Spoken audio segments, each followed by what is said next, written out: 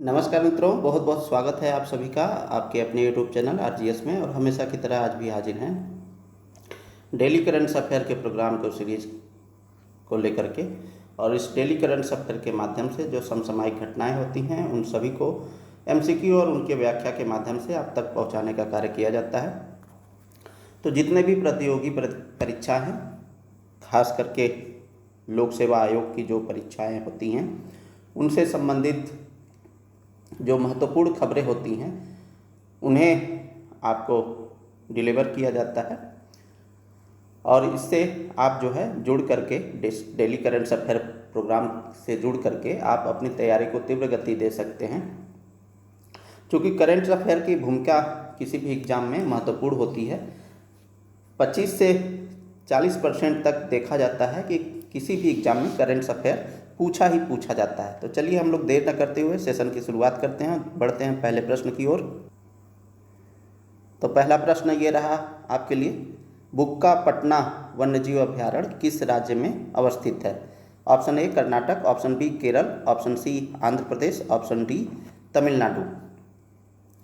तो बुक्कापटना, अब यहाँ पर पटना नाम से आप जो है देख रहे होंगे, पटना जुड़ा हुआ है जो बिहार की कैपिटल है, लेकिन यह जो है दक्षिण का एक वन्यजीव अभयारण्य है और यह कर्नाटक राज्य में अवस्थित है। इसलिए राइट आंसर हमारा क्या हो जाएगा? Option A.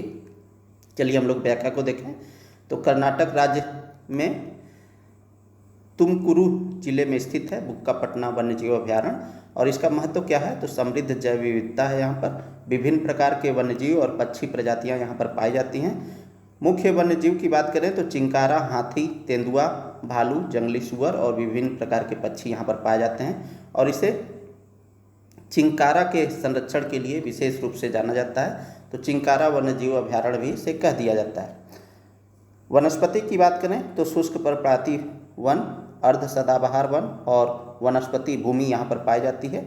इसके आकर्षण का केंद्र क्या है? तो यहाँ पर लोग पक्षी देखने के लिए जाते हैं, वन्यजीव सफारी भी करते हैं। और ये इस पर जो है पश्चिमी घाट का प्रभाव है। चूँकि आप लोगों को पता होगा सह्याद्री जो पश्चिमी घाट है, पूरा पर्वत श्रृंखला जो है सह्याद्री के नाम से जाना जाता है और उसी का प्रभाव है यहाँ पर। पक्षियों की 200 से अधिक प्रजातियाँ Malabar pirate hornbill, Malabar trogon और ग्रीन इंपीरियल कबूतर इत्यादि यहाँ पर पाए जाते हैं। चलिए अगले प्रश्न की ओर बढ़ें। तो कालादान प्रोजेक्ट के संदर्भ में निम्नलिखित कथनों पर विचार करें और सही विकल्प का चयन करें। तो पहला स्टेटमेंट है, इस प्रोजेक्ट को भारत और म्यांमार ने मिलकर तय किया है। दूसरा स्टेटमेंट है, यह प्रोजेक्ट भारत के पूर्वी बंदरगाहों से म्यांमार होते हुए भारत के उत्तर पूर्वी क्षेत्र यानी नॉर्थ ईस्टर्न रीजन तक जो है सामान पहुंचाने के लिए एक मल्टी मॉडल परिवहन सुविधा प्रदान करेगा। तो ऑप्शन ए कह रहा है केवल एक, ऑप्शन बी कह रहा है केवल दो, ऑप्शन सी कह रहा है केवल एक और दो दोनों, ऑप्शन डी ना ही एक और ना ही दो। तो सही विकल्प का चयन करना है। तो इस संदर्भ में ये दोनों स्टेटमेंट सही हैं। कालादान प्रोजेक्ट जो हमारा भारत का पूर्व में स्थित राज्य है कोलकाता, पश्चिम बंगाल, वहाँ के कोलकाता पोर्ट से जो है यह म्यांमार के सितवे बंदरगाह को जोड़ेगा और कुल लंबाई 539 किलोमीटर है। ठीक है, और यह जो है पूर्वोत्तर राज्यों को भी जोड़ेगा, तो आइजोल तक यह जाएगा। चलिए हम लोग व्याख्या को देखते हैं। तो Kaladan multi modal transport project की बात करें तो केंद्रीय पोत परिवहन मंत्री के अनुसार Kaladan multi modal transport project 2027 तक चालू होगा। इस प्रोजेक्ट को भारत और म्यांमार ने मिलकर तय किया है। यह प्रोजेक्ट भारत के पूर्वी बंदरगाहों से म्यांमार होते हुए भारत के उत्तर पूर्वी क्षेत्र तक सामान पहुंचाने के लिए एक मल्टी मॉडल परिवहन सुविधा प्रदान करेगा। Kaladan multi modal transport project के बारे में बात करें तो फ्रेमवर्क एग्रीमेंट हुआ है। इस पर 2008 में हस्ताक्षर किए गए थे इस फ्रेमवर्क पर।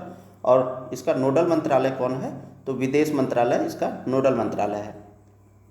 तो स्टेटमेंट में ये भी दे सकता है कि Kaladan multi modal transit transport project का नोडल मंत्रालय कौन है? तो विदेश मंत्रालय है। प्रोजेक्ट डेवलपमेंट कंसल्टेंट भारतीय अंतर्देशीय जलमार्ग प्राधिकरण है। और पारगमन घटक की बात करें तो जलमार्ग घटक है इसमें कालादान नदी पर तथा सीतवे बंदरगाह यानी राखीन म्यांमार से म्यांमार में पलेतवा तक यह विस्तारित है। और सड़क घटक की बात करें तो पलेतवा से लेकर के मिजोरम में भारत म्यांमार सीमा पर जोरिन उई तक यह जाएगा सड़क के माध्यम से। अब ये देख लीजिए मैप पर इसकी अवस्थिति क्या है। तो यहाँ से स्टार्ट होगा तो कालादान नदी से होते हुए तथा सीतवे बंदरगाह, ये म्यांमार का सीतवे बंदरगाह है, ठीक है। और यहाँ से होते हुए ये म्यांमार के पलेतवा तक जाएगा। ये म्यांमार का ये पलेतवा है, ठीक है। और यहाँ तक जाएगा सड़क मार्ग से होते हुए। उसके बाद यह जो है यह आइजोल तक इसका विस्तार किया जाएगा सड़क मार्ग तक। चलिए भारत के लिए इसका महत्व क्या है? तो भारत के लिए Kaladan multi modal transit transport project का महत्व क्या है? तो यह जो है उत्तर पूर्वी क्षेत्र का भौगोलिक अलगाव समाप्त करेगा। यह क्षेत्र चिकन नेक केवल 21 किलोमीटर का संकीर्ण गलियारा जो है, जो सिक्किम राज्य में अवस्थित है, के माध्यम से शेष भारत से जुड़ा हुआ है और शेष चारों ओर से अंतर्राष्ट्रीय सीमाओं से घिरा हुआ है। यह प्रोजेक्ट इस अलगाव को कम करेगा। भारत की एक्ट ईस्ट पॉलिसी के अनुरूप यह नीति 2014 में शुरू की गई थी। तो कब शुरू की गई थी? यह नीति 2014 में शुरू की गई थी, याद रखिएगा, ठीक है। इसका उद्देश्य पूर्वी एशिया और पड़ोसी देशों से भारत की कनेक्टिविटी बढ़ाना है। लॉजिस्टिक लागत यानी जो माल ढुलाई का जो लागत होता है और समय में कमी होगी, दोनों, यानी लागत में भी कमी होगी और समय में भी कमी होगी। कोलकाता से आइजोल यानी मिजोरम तक सामान पहुंचाने में लगने वाला खर्च और समय 50% से भी ज़्यादा कम हो जाएगा। उत्तर पूर्व को व्यापारिक केंद्र के रूप में विकसित करेगा यह मल्टी मॉडल प्रोजेक्ट। इससे व्यापार बढ़ेगा, खासकर विनिर्माण, एग्रो प्रोसेसिंग जैसे क्षेत्रों में निर्यात आधारित उद्योगों की स्थापना को बढ़ावा मिलेगा। उत्तर पूर्वी क्षेत्र यानी नॉर्थ ईस्टर्न रीजन के लिए अन्य कनेक्टिविटी परियोजनाओं की बात करें तो भारत म्यांमार थाईलैंड त्रिपक्षीय राजमार्ग परियोजना यह चलाया गया है। तो मणिपुर भारत के मोरेह को म्यांमार होते हुए थाईलैंड के माए साट से जोड़ता है।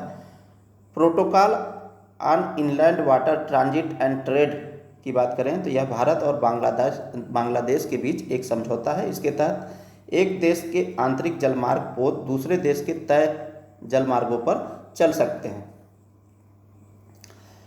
कुछ अन्य प्रावधान बात करें तो बांग्लादेश, भूटान, भारत, नेपाल यानी BBIN मोटरयान समझौता हुआ है। बांग्लादेश के चट्टग्राम और मोंगला बंदरगाहों के उपयोग के लिए समझौता ज्ञापन आदि हुए। चलिए अगले प्रश्न को देखें। तो हाल ही में smart mosquito surveillance system SMOSS pilot परियोजना को किस राज्य में शुरू किया गया है? तो ये प्रोजेक्ट क्या करेगा, ठीक है, या ये सर्विलांस सिस्टम क्या करेगा?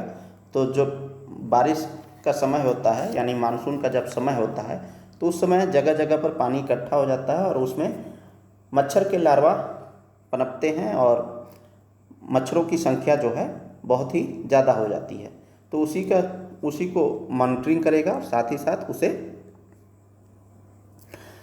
समाप्त करने की भी पहल है इसके माध्यम से, ठीक है। तो यह परियोजना किस राज्य में शुरू होगी पायलट प्रोजेक्ट के रूप में? तो ऑप्शन ए कह रहा है तमिलनाडु, ऑप्शन बी कह रहा है कर्नाटक, ऑप्शन सी कह रहा है आंध्र प्रदेश, ऑप्शन डी कह रहा है केरल। तो यह जो है आंध्र प्रदेश में शुरू किया जाएगा। चलिए हम लोग व्याख्या को देखें। तो स्मार्ट मच्छर निगरानी प्रणाली की प्रमुख विशेषताओं की बात करें तो यह पायलट प्रोजेक्ट है जिससे 66 स्थानों पर लागू किया जा रहा है। परियोजना को 6 नगर निगमों में शुरू किया गया है। कौन कौन से 6 नगर निगम हैं? तो विशाखापत्तनम, विजयवाड़ा, काकीनाडा, राजमहेंद्रवरम, नेल्लोर और कुर्नूल। इसका उद्देश्य क्या है? तो मानसून के दौरान मच्छर जनित बीमारियों को रोकना। इस प्रणाली में एआई सक्षम मच्छर सेंसर लगाए जाएंगे, ड्रोन से निगरानी होगी और इंटरनेट ऑफ थिंग्स यानी जो वस्तुओं में इंटरनेट का उपयोग करके उन उपकरणों का प्रयोग किया जा रहा है। ये उपकरण मच्छरों की प्रजाति, लिंग, घनत्व और मौसम यानी तापमान व आर्द्रता जैसी जानकारी इकट्ठा करेंगे। स्मार्ट मच्छर निगरानी प्रणाली की प्रमुख विशेषताओं की बात करें और तो सुरक्षित सीमा से अधिक मच्छर पाए जाने पर स्वतः अलर्ट भेजे जाएंगे, जिससे तुरंत स्प्रे या फॉगिंग हो सकेगी। ड्रोन से लार्विसाइड छिड़काव किया जाएगा। लार्विसाइड क्या होता है? जो मच्छरों के लार्वा को मारने के लिए उपयोग किया जाता है। इसमें कम समय लगेगा, कम रसायन और अधिक क्षेत्र पर प्रभाव पड़ेगा। रियल टाइम डैशबोर्ड के जरिए डेटा सीधे सेंट्रल सर्वर तक पहुंचेगा। सभी संचालन कार्य विशेषीकृत एजेंसियों को आउटसोर्स किए जाएंगे और भुगतान जो है परिणाम आधारित होगा। यहाँ पर परिणाम होगा यानी जो उन्होंने काम किया एजेंसियों ने, उसका परिणाम क्या रहा, उस परिणाम के आधार पर उनका पेमेंट किया जाएगा। और शिकायतें जो है वेक्टर कंट्रोल और पूरा मित्रा मोबाइल ऐप के माध्यम से दर्ज की जाएंगी। चलिए अगले प्रश्न को देखें। तो निम्नलिखित कथनों पर विचार कीजिए। हाल ही में स्टारलिंक ने भारत के पड़ोसी देश श्रीलंका में अपनी सेवाएं प्रारंभ की हैं। दूसरा स्टेटमेंट कह रहा है स्टारलिंक सैटेलाइट के जरिए इंटरनेट पहुंचाता है। उपर्युक्त में से कौन सा से कथन सही है या है? तो ऑप्शन ए केवल एक, ऑप्शन बी केवल दो, ऑप्शन सी एक और दो दोनों, ऑप्शन डी न तो एक और न ही दो। तो इस संदर्भ में दोनों स्टेटमेंट सही हैं, इसलिए राइट आंसर हमारा ऑप्शन सी हो जाता है। चलिए हम लोग व्याख्या को देखें। तो एलन मस्क की कंपनी है स्टारलिंक, आप लोग सभी लोग जानते होंगे, अब भारत के एक और पड़ोसी देश में पहुंच गई है। कंपनी ने श्रीलंका में अपनी सैटेलाइट इंटरनेट सर्विस शुरू कर दी है और अब भारत में भी इसकी लॉन्चिंग की तैयारी लगभग पूरी हो चुकी है। एलन मस्क की कंपनी स्टारलिंक ने आधिकारिक तौर पर श्रीलंका में अपनी सैटेलाइट इंटरनेट सेवाएं शुरू कर दी है। अब श्रीलंका भी उन देशों में शामिल हो गया है जहां स्टारलिंक की सर्विस मौजूद है। ठीक है, यह भारत का एक और पड़ोसी देश है जिसे भूटान और बांग्लादेश के बाद यह सर्विस मिली है, यानी भूटान और बांग्लादेश में शुरू हो चुका है। कंपनी ने सोशल मीडिया प्लेटफॉर्म एक्स पर पोस्ट करके बताया अब श्रीलंका में स्टारलिंक का तेज और बिना रुकावट वाला इंटरनेट उपलब्ध है। स्टारलिंक भारत में अपनी सर्विस शुरू करने के बहुत करीब है। पिछले महीने ही कंपनी को सरकार के दूरसंचार विभाग यानी डिपार्टमेंट ऑफ टेलीकम्युनिकेशन के से जरूरी लाइसेंस मिल गया है, जिसका इंतजार करीब 3 साल से था। खबरों की माने तो अगले 2 महीनों में स्टारलिंक भारत में अपनी सर्विस शुरू कर सकता है। भारत में सर्विस शुरू करने के लिए अब बस आखिरी मंजूरी बाकी है। यह मंजूरी इन स्पेस यानी Indian national space promotion and authorisation centre से मिलनी है। इस एजेंसी ने कंपनी को मंजूरी का एक ड्राफ्ट लेटर भी दे दिया है। जैसे ही दोनों तरफ से इस पर साइन हो जाएंगे, स्टारलिंक को भारत में काम करने की हरी झंडी मिल जाएगी। कैसे काम करता है स्टारलिंक? तो स्टारलिंक सैटेलाइट के जरिए इंटरनेट पहुंचाता है जो पृथ्वी के चारों ओर घूमते रहते हैं। ठीक है, कंपनी के पास 6750 से ज़्यादा सैटेलाइट का एक बहुत बड़ा नेटवर्क है। कंपनी का दावा है कि इसकी इंटरनेट स्पीड बहुत तेज़ होती है और वीडियो कॉलिंग या गेमिंग में कोई रुकावट यानी लेटेंसी नहीं आती है। यह उन दूर दराज के इलाकों के लिए बहुत फायदेमंद है जहां मोबाइल नेटवर्क या ब्रॉडबैंड नहीं पहुंच पाता है। स्टारलिंक की सर्विस दुनिया के 100 से ज़्यादा देशों में उपलब्ध है, जिसमें एशिया के कई देश जैसे जापान, फिलीपींस और मलेशिया भी शामिल हैं। चलिए अगले प्रश्न को देखें। तो हाल ही में अमेरिका ने निम्नलिखित में से किन देशों पर 1 अगस्त 2025 से नए टैरिफ लगाने की घोषणा की है? तो जो डोनाल्ड ट्रंप जी हैं, अमेरिका के राष्ट्रपति बने हैं अभी, तो उन्होंने जब से अपना शपथ लिया है तब से टैरिफ ही लगा रहे हैं और अभी जो है 14 देशों पर फिर से लगाने की घोषणा किए हैं। तो उन 14 देशों में 2 देश कौन कौन से हैं वही बताना है। तो ऑप्शन ए है भारत और चीन, ऑप्शन बी जापान और दक्षिण कोरिया, ऑप्शन सी यूरोपीय संघ के सभी देश और ऑप्शन डी केवल दक्षिण कोरिया। तो जापान और दक्षिण कोरिया पर लगाएंगे ये टैरिफ। तो अमेरिका द्वारा लगाए जाने वाले नए टैरिफ की बात करें तो राष्ट्रपति ट्रंप ने जापान और दक्षिण कोरिया और 12 अन्य देशों पर 1 अगस्त 2025 से नए टैरिफ लागू करने का निर्णय लिया है। कुल 14 देशों को इस संबंध में सूचित किया गया है, जिनमें जापान, दक्षिण कोरिया, सर्बिया, थाईलैंड, ट्यूनीशिया आदि शामिल हैं। दक्षिण कोरिया पर 25%, जापान पर 26% टैरिफ लगाए जाएंगे। ये नए टैरिफ पहले से घोषित ऑटोमोबाइल, स्टील और एल्युमिनियम सेक्टर के टैरिफ के साथ जोड़े नहीं जाएंगे।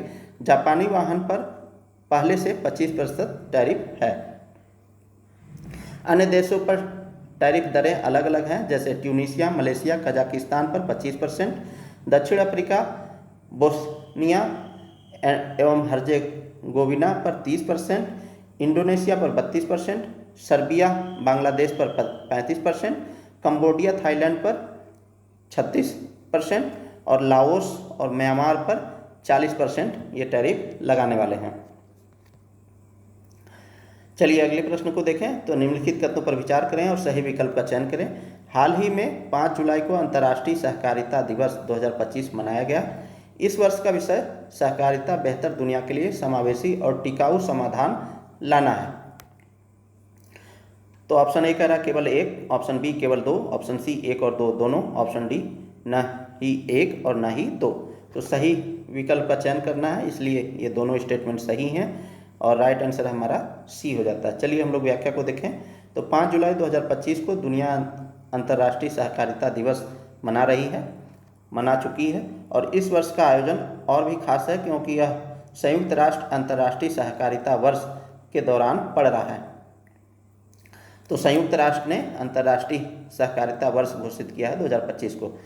यह दिन इस बात पर प्रकाश डालता है कि कैसे सहकारिताएं दुनिया भर में समावेशी, टिकाऊ और लोगों पर केंद्रित समुदाय बनाने में मदद करती हैं। एक उद्देश्य के साथ वैश्विक उत्सव के रूप में अंतर्राष्ट्रीय सहकारिता दिवस हर साल जुलाई के पहले शनिवार को मनाया जाता है। तो जुलाई का पहला शनिवार कब पड़ा? 5 जुलाई को। ठीक है। यह दुनिया भर में सहकारी समितियों द्वारा किए गए महत्वपूर्ण कार्यों की ओर ध्यान आकर्षित करता है।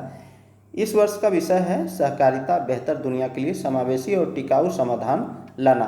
तो विषय याद रखिएगा, सहकारिता बेहतर दुनिया के लिए समावेशी और टिकाऊ समाधान लाना। और ये मनाया कब जाता है? तो जुलाई के पहले शनिवार को।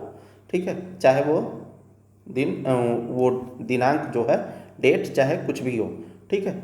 यह आयोजन 2 प्रमुख वैश्विक प्रयासों से जुड़ा है। संयुक्त राष्ट्र उच्च स्तरीय राजनीतिक मंच वैश्विक लक्ष्यों पर प्रगति की समीक्षा करता है और सामाजिक विकास के लिए आगामी द्वितीय विश्व शिखर सम्मेलन के रूप में मनाया जाता है। यह आयोजन दर्शाते हैं कि सरकारी समितियां केवल स्थानीय व्यवसाय नहीं हैं, बल्कि सकारात्मक बदलाव के जरिए विश्वव्यापी आंदोलन का हिस्सा है।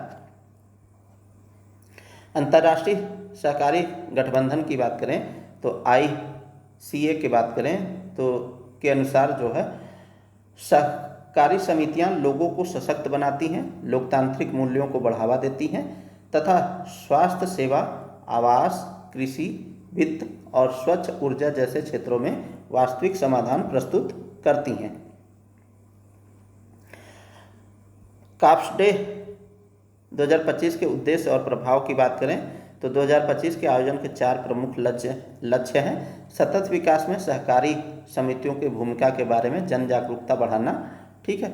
उनके विकास और उद्यमशीलता को बढ़ावा देना, कानूनी और नीतिगत वातावरण का समर्थन करें जो सहकारी समितियों को फलने फूलने में मदद करे, सहकारी मॉडल में नेतृत्व और युवाओं की भागीदारी को प्रोत्साहित करें।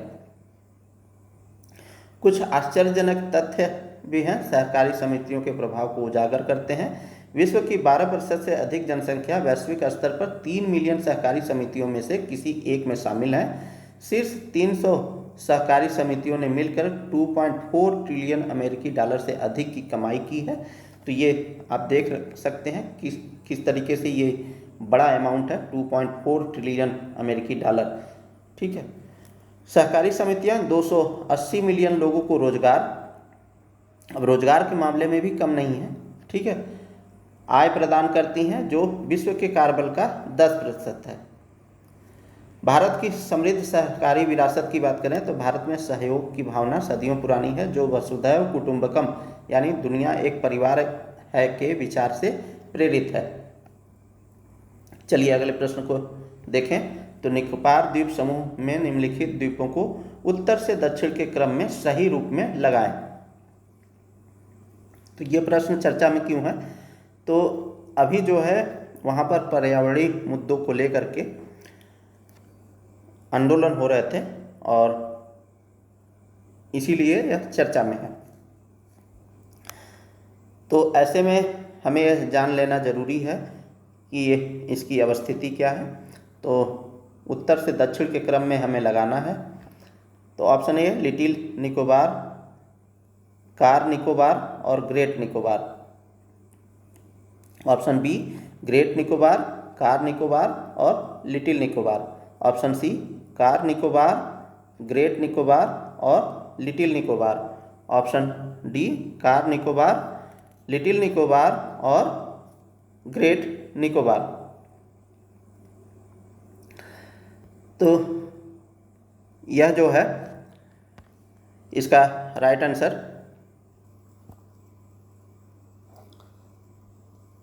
तो उत्तर से दक्षिण के क्रम में लिटिल निकोबार, फिर कार निकोबार और ग्रेट निकोबार। ठीक है, उत्तर से दक्षिण लगाना है ना, तो लिटिल वाला लास्ट में होगा, लिटिल निकोबार। ठीक है,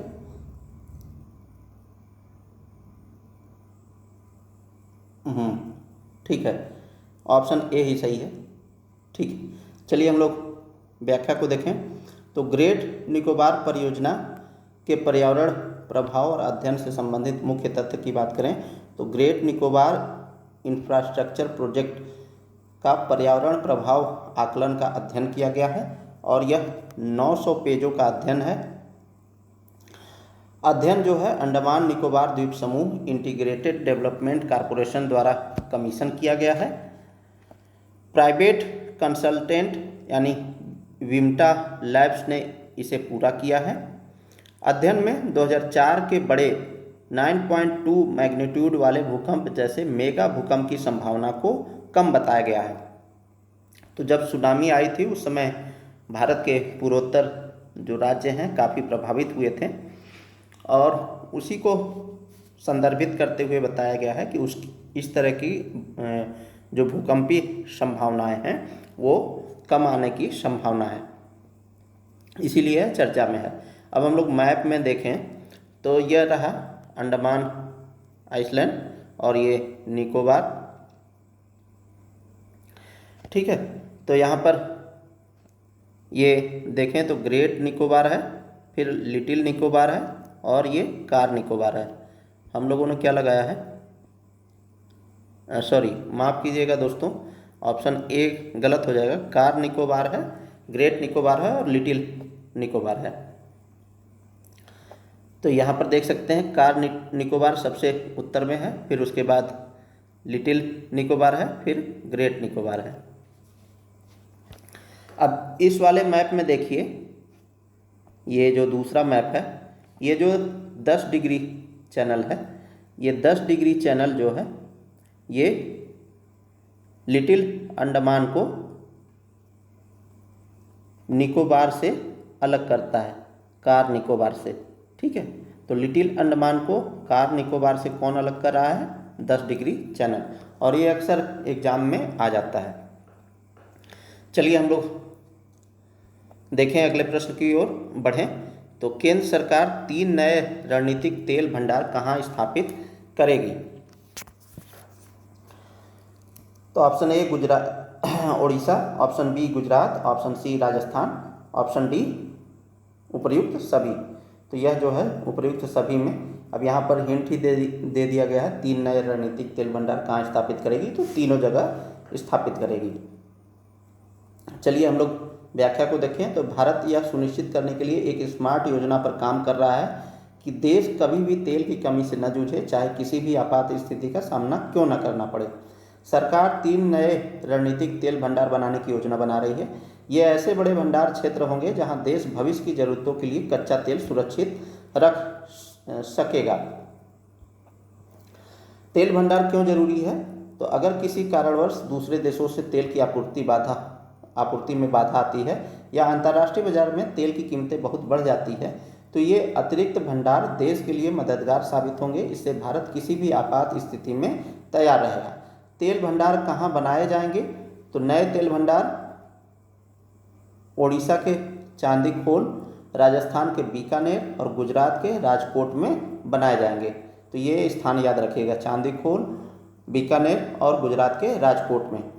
इन स्थानों का चयन इसलिए किया गया है क्योंकि ये तेल भंडार के लिए उपयुक्त हैं और देश के अन्य हिस्सों में आसानी से जोड़े जा सकते हैं।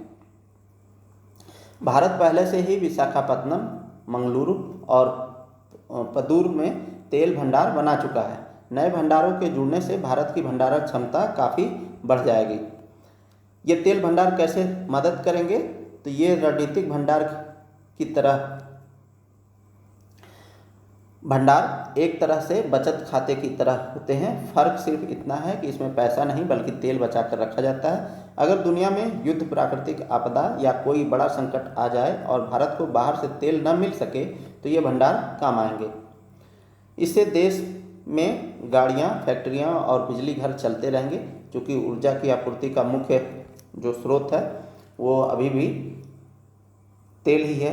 लोगों को ईंधन की कमी या बढ़ी हुई कीमतों की चिंता नहीं करनी पड़ेगी। इससे देश की अर्थव्यवस्था स्थिर बनी रहेगी और लोगों को सुरक्षा का एहसास होगा। कौन बनाएगा और चलाएगा ये भंडार?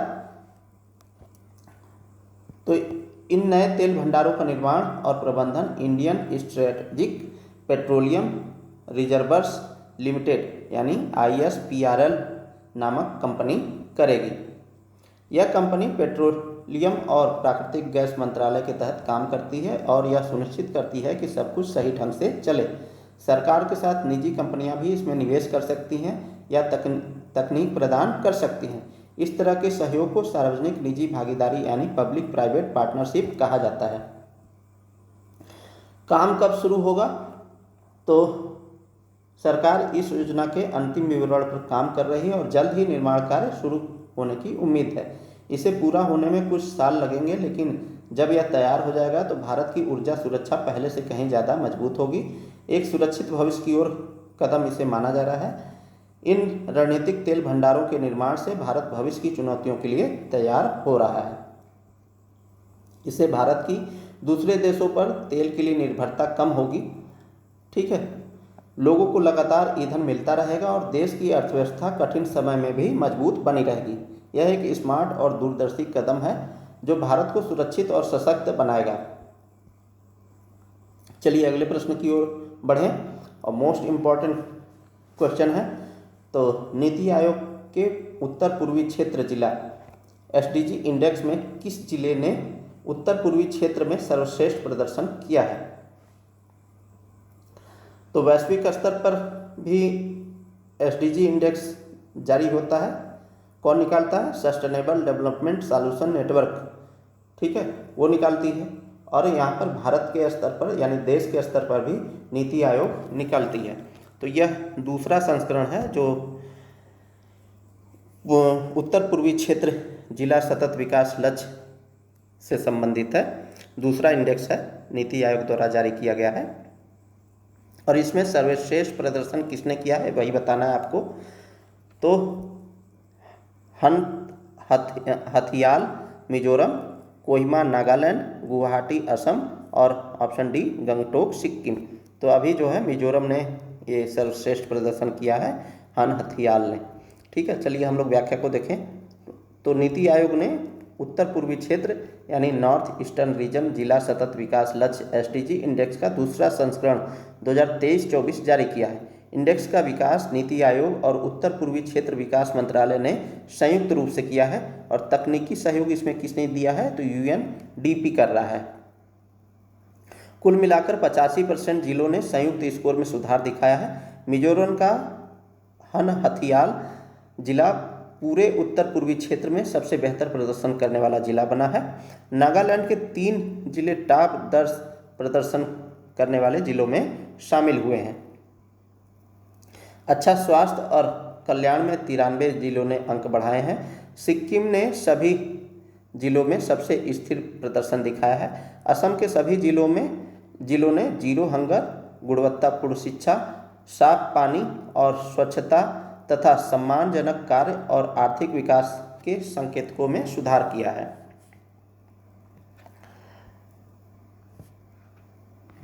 अब हम लोग वैश्विक स्तर पर जो जारी होता है सस्टेनेबल डेवलपमेंट इंडेक्स यानी SDG इंडेक्स, उसके बारे में देख लेते हैं। तो इसे जारी कौन करता है, तो सस्टेनेबल डेवलपमेंट सॉल्यूशन नेटवर्क द्वारा SDG इंडेक्स जारी किया जाता है। और पहली बार ऐसा हुआ कि भारत 100 देशों में शुमार हुआ है, इसलिए इम्पॉर्टेंट हो जाता है। तो संयुक्त राष्ट्र के सस्टेनेबल डेवलपमेंट सॉल्यूशन नेटवर्क की 10वीं सतत विकास रिपोर्ट 2025 के अनुसार भारत ने सतत विकास लक्ष्य SDG सूचकांक में 99वां स्थान प्राप्त किया है। यह पहली बार है जब भारत ने 167 देशों में से शीर्ष 100 में स्थान बनाया है और इसका स्कोर 67 रहा है। तो भारत का स्कोर कितना रहा है, 67 रहा है। कुल देश कितने शामिल थे, 167 थे। भारत का स्थान क्या रहा है इस रैंकिंग में, 99वां रहा है। और इससे संबंधित हमने ऑलरेडी पिछले सेशन में जब ये आया था इंडेक्स जून के लास्ट में, तब हमने ऑलरेडी डिस्कशन किया था। बहरहाल अभी जो SDG इंडेक्स जो नीति आयोग द्वारा प्रस्तुत किया गया है, जारी किया गया है, इसलिए हम इसे रिवाइज मार रहे हैं। तो यह स्कोर 0 से 100 के पैमाने पर प्रगति को मापता है, जहां 100 का अर्थ है देश ने सभी 17 सतत विकास लक्ष्यों को प्राप्त कर लिया है और 0 का अर्थ है कि कोई प्रगति नहीं हुई है। यह सतत विकास लक्ष्य SDG सूचकांक में इसकी पूर्ववर्ती रैंकिंग जैसे वर्ष 2024 में 109वीं थी भारत की और वर्ष 2023 में 112वीं की तुलना में महत्वपूर्ण सुधार दर्शाता है। इस बार कितना है, 99वां। 10वीं सतत विकास रिपोर्ट 2025 के प्रमुख निष्कर्ष क्या रहे हैं, तो वैश्विक SDG प्रगति की स्थिति की बात करें तो आकलनों से पता चलता है कि केवल 17% सतत विकास लक्ष्यों को 2030 तक पूरा किया जा सकेगा, जो वैश्विक प्रगति में गंभीर मंदी को दर्शाता है। यानी 17 जो SDG गोल निर्धारित हैं उनमें से मात्र 17% ही 2030 तक पूरे हो सकेंगे, जो वैश्विक प्रगति में गंभीर मंदी को दर्शाता है। यह इस स्थिरता से पीछे सशस्त्र संघर्ष, संरचनात्मक कमजोरियां और सीमित वित्तीय संसाधन जैसी चुनौतियां हैं जो SDG के प्रभावी क्रियान्वयन में लगातार बाधा बना रही हैं। 10वीं सतत विकास रिपोर्ट 2025 के प्रमुख निष्कर्ष क्या रहे हैं, तो वैश्विक SDG प्रगति की स्थिति की बात करें तो 17% रहा है, ये तो हमने देख ही लिया। 2030 तक पूरे होंगे, जो वैश्विक प्रगति में गंभीर मंदी को दर्शाता है। इस स्थिरता से पीछे सशस्त्र संघर्ष, संरचनात्मक कमजोरियां और सीमित वित्तीय संसाधन जैसी चुनौतियां हैं जो SDG के प्रभावी क्रियान्वयन में लगातार बाधा बन रही हैं। शीर्ष प्रदर्शनकर्ता की बात करें तो ये इम्पोर्टेंट हो जाता है, तो नार्डिक देश हैं, सतत विकास लक्ष्य रैंकिंग में शीर्ष स्थान पर रहे हैं। जैसे फिनलैंड प्रथम स्थान पर है, स्वीडन दूसरे स्थान पर है और डेनमार्क तीसरे स्थान पर है। फिनलैंड, स्वीडन, डेनमार्क, ठीक है। विशेष रूप से शीर्ष 20 देशों में से 19 यूरोपीय हैं। पूर्व और दक्षिण एशिया ने वर्ष 2015 के बाद से सबसे त्वरित क्षेत्रीय प्रगति दिखाई है। भारत बांग्लादेश 114वां है बांग्लादेश का, पाकिस्तान 140वें स्थान से आगे है, लेकिन भूटान जो है 74वें स्थान पर है, नेपाल 50वें स्थान पर है और श्रीलंका 93वें स्थान पर है, मालदीव 53वें स्थान पर है। इससे भारत पीछे है। SDG में सफलताएं और चुनौतियों की बात करें तो अधिकांश देशों ने बुनियादी सेवाओं और बुनियादी ढांचे पर मजबूत प्रगति की है, विशेष रूप से मोबाइल, ब्रॉडबैंड और इंटरनेट उपयोग पर, जो SDG 9 को दर्शाता है। विद्युत पहुंच जो SDG 7 को दर्शाता है। और 5 वर्ष से कम आयु के बच्चों और नवजात मृत्यु दर में कमी यानी SDG 3 के मामले में वैश्विक स्तर पर सफलताएं अर्जित की हैं। चलिए अगले प्रश्न को देखें। तो अंतर्राष्ट्रीय एजेंसियों के समन्वय से नारकोटिक्स कंट्रोल ब्यूरो ने मादक पदार्थों के विरुद्ध कौन सा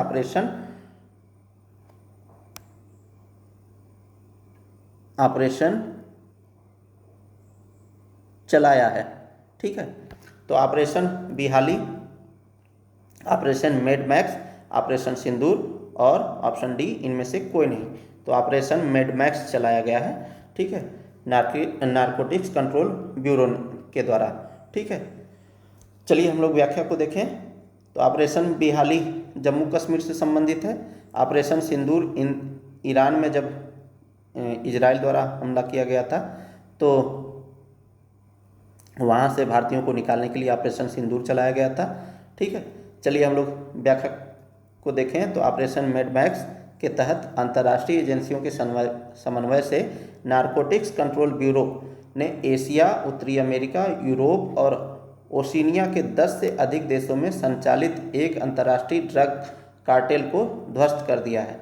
NCB यानी नारकोटिक्स कंट्रोल ब्यूरो नई दिल्ली में मुख्यालय स्थित नारकोटिक्स कंट्रोल ब्यूरो भारत की शीर्ष स्तर की मादक द्रव्यों से संबंधित कानून प्रवर्तन एवं खुफिया एजेंसी है।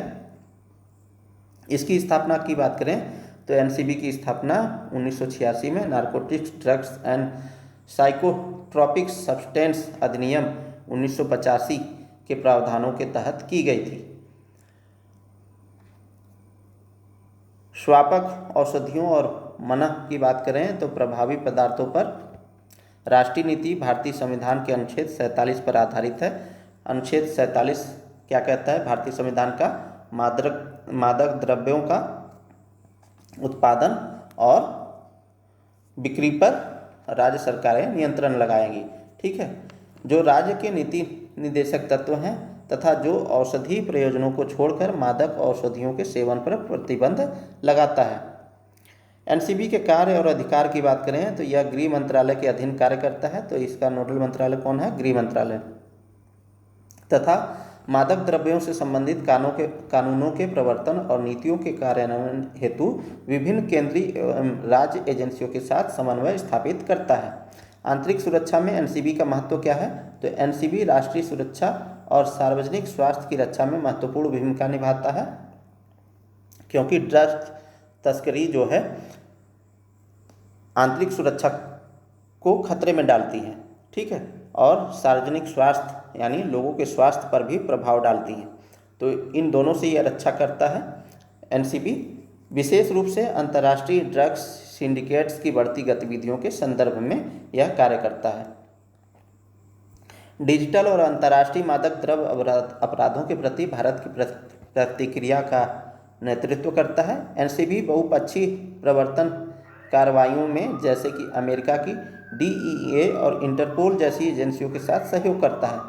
मादक द्रव्यों से संबंधित अन्य प्रमुख विधिक प्रावधान हैं जैसे औषधि और प्रसाधन सामग्री अधिनियम 1940 और NDPS अधिनियम 1988 के तहत अवैध तस्करी की रोकथाम अधिनियम।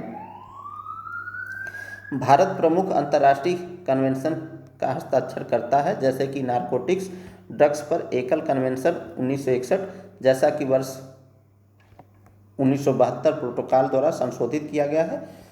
साइकोट्रोपिक पदार्थों पर कन्वेंशन 1971 तथा नारकोटिक्स ड्रग्स और साइकोट्रोपिक सब्सटेंसेस के अवैध व्यापार के विरुद्ध संयुक्त राष्ट्र कन्वेंशन 1988 इन सभी पर भारत ने हस्ताक्षर किए हैं। चलिए अगले प्रश्न को देखें। तो हैम रेडियो क्या है? तो ये एक प्रकार का रेडियो है, बताना है क्या है। तो ये चर्चा में क्यों है? तो अभी सुधांशु शुक्ला जो है अंतरिक्ष स्पेस स्टेशन पर गए हैं, इंटरनेशनल स्पेस स्टेशन पे, और वहाँ से उन्होंने छात्रों से संवाद किया है, भारतीय छात्रों से। ठीक है, तो वो किसके जरिए किया है? हैम रेडियो के जरिए। ठीक है, तो उसी के संदर्भ में ये प्रश्न है। तो ऑप्शन ए कह रहा है एक प्रकार का मोबाइल फ़ोन है ऑप्शन बी कह रहा है लाइसेंस प्राप्त रेडियो सेवा जो रेडियो तरंगों से संवाद करती है। ऑप्शन सी इंटरनेट का एक रूप है। ऑप्शन डी टीवी चैनल है। तो यह जो है लाइसेंस प्राप्त रेडियो सेवा है जो रेडियो तरंगों से संवाद करती है। तो हैम रेडियो के बारे में बात करें तो हैम रेडियो एक लाइसेंस प्राप्त रेडियो सेवा है जो रेडियो तरंगों के माध्यम से संवाद स्थापित करती है। सेवा मुख्य रूप से शैक्षिक, ज्ञानवर्धक और आपातकालीन संचार के लिए उपयोग की जाती है। हैम रेडियो संचालित करने के लिए एक विशेष आवृत्ति ट्रांसीवर और एंटीना की जरूरत होती है। भारत में 12 वर्ष से ऊपर का कोई भी व्यक्ति हैम रेडियो ऑपरेट करने के लिए लाइसेंस प्राप्त कर सकता है। यह लाइसेंस भारत सरकार के इलेक्ट्रॉनिक्स और सूचना प्रौद्योगिकी मंत्रालय द्वारा जारी किया जाता है। हैम रेडियो का उपयोग स्थानीय, वैश्विक और अंतरिक्ष में भी संवाद के लिए किया जा सकता है। हैम रेडियो का अंतरिक्ष में उपयोग की बात करें तो पहली बार हैम रेडियो का उपयोग 1983 में स्पेस शटल पर पृथ्वी और अंतरिक्ष के बीच संचार के लिए किया गया था। अंतर्राष्ट्रीय अंतरिक्ष स्टेशन में amateur radio on the international space station यानी एरिज नामक हैम रेडियो होता है। एरिज का उपयोग अक्सर अंतरिक्ष यात्रियों और छात्रों के बीच संवाद स्थापित करने के लिए किया जाता है। और ऐसा क्यों किया जाता है? ताकि छात्रों के बीच, जो युवा हैं, उनके बीच अंतरिक्ष को लेकर के रुचि जग सके और वे भी भविष्य में अंतरिक्ष की ओर कदम रख सकें। इस तरह से संवाद का उद्देश्य युवा पीढ़ी को प्रेरित करना होता है। अमेरिका, रूस, कनाडा, जापान और यूरोप की अंतरिक्ष एजेंसियां और हैम रेडियो संगठन इस शैक्षिक पहल को उपकरण और संचालन समर्थन देकर सहायता करते हैं। सुरक्षा कारणों से आईएसएस पर डॉकिंग जैसे महत्वपूर्ण कार्यों के दौरान, डॉकिंग क्या है? जब दो सैटेलाइट आपस में जोड़े जाते हैं, ठीक है, और जब व्यक्ति एक सैटेलाइट से दूसरे सैटेलाइट में जाता है तो उस दौरान क्या होता है? वो प्रक्रिया डॉकिंग कहलाती है। तो सुरक्षा कारणों से आईएसएस पर डॉकिंग जैसे महत्वपूर्ण कार्यों के दौरान एरिज के रेडियो को बंद रखा जाता है ताकि अन्य सिग्नलों में हस्तक्षेप न हो। चलिए अगले प्रश्न की ओर बढ़ें। तो हाल ही में निम्नलिखित में से कौन सी नदी में नई मछली प्रजाति पीथिया डिब्रूग्रेसिस खोजी गई है? तो पीथिया डिब्रूग्रेसिस एक प्रकार की मछली खोजी गई है। तो ये कौन से नदी में पाई गई है? तो गंगा नदी, यमुना नदी, ब्रह्मपुत्र नदी और नर्मदा नदी। तो ये अभी जो है यह असम में देखी गई है और यह ब्रह्मपुत्र नदी में खोजी गई है। राइट आंसर हमारा सी हो जाएगा। चलिए हम लोग व्याख्या को देखें। तो ब्रह्मपुत्र नदी के डिब्रूगढ़ यानी असम के पास नई मीठे पानी की मछली की प्रजाति खोजी गई है। तो मीठे पानी की मछली है। क्या नाम है इसका वैज्ञानिक नाम? तो पीथिया डिब्रूग्रेनेंसिस। और यह जो है साइप्रिनीड परिवार यानी कार्प और मिन्नो जैसी मछलियाँ इसमें शामिल होती हैं, उसका ये सदस्य है।